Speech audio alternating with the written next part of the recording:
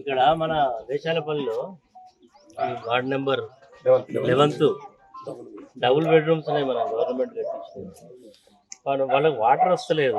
అన్నీ ఉన్నాయి ఇక్కడ. సంపు ఉన్నది, అలా నీళ్లు పోస్తున్నది, మోటార్లు ఉన్నాయి, పైప్ లైన్ ఉన్నది.